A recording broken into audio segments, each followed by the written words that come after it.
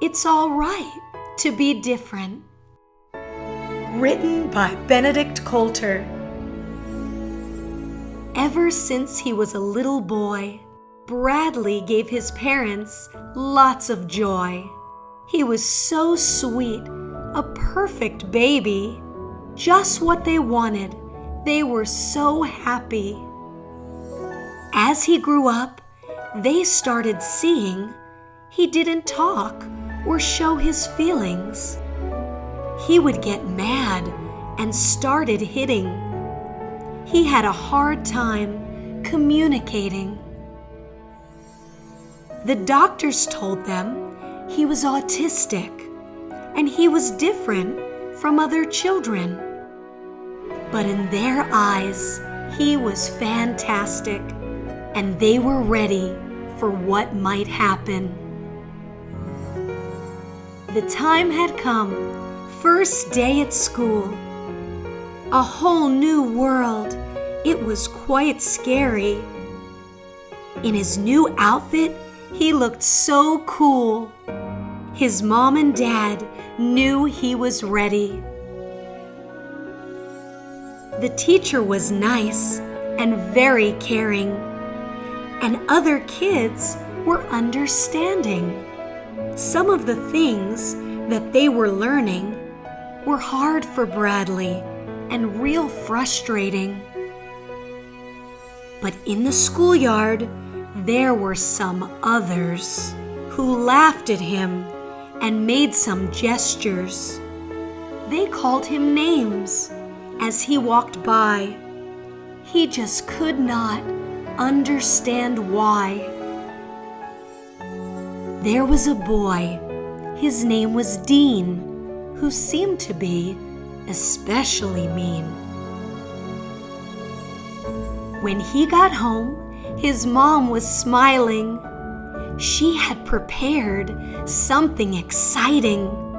Some firemen came to show Bradley just what to do so he'd be ready in case of a fire or an emergency.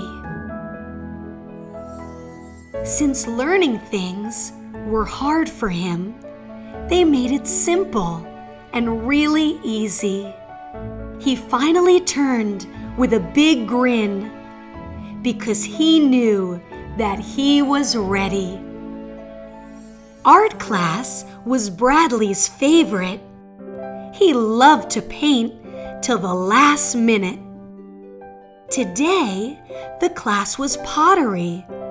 They played with clay. That made him happy.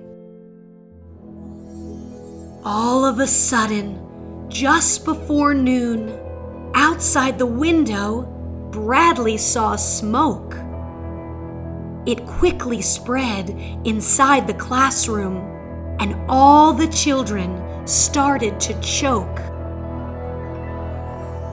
There was a fire down in the basement. They couldn't breathe. The air was thick.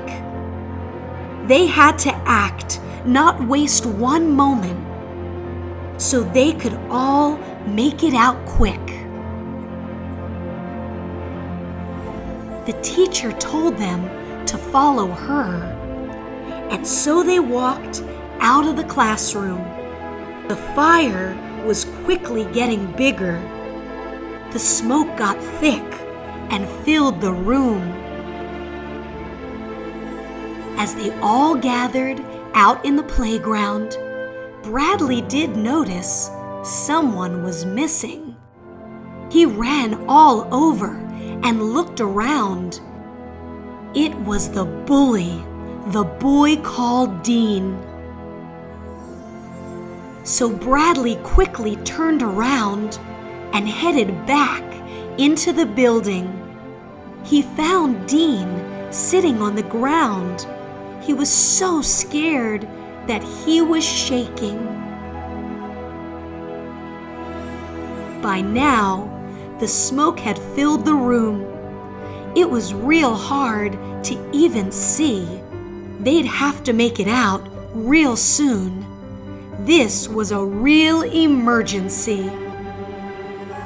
So he told Dean, do what I tell you." And they both got down on the floor. He knew exactly what to do. That's what he learned the day before. They crawled like soldiers under the smoke so they could see and didn't choke. And when they finally got outside, the other children all started cheering. Bradley was smiling, so full of pride. He knew he did something outstanding. Dean said to him, "I was so nasty and mean to you. You didn't care. You came to save me. How can I ever really thank you?"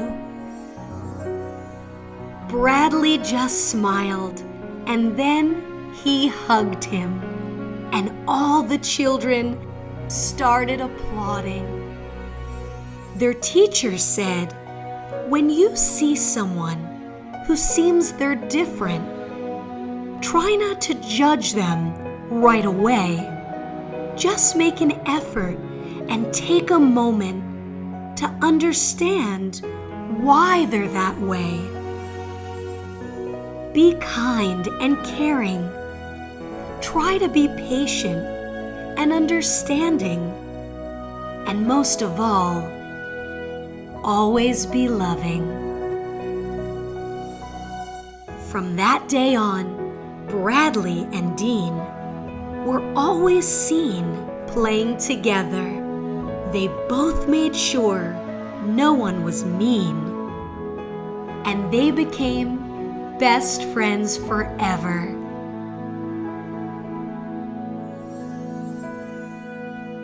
The end.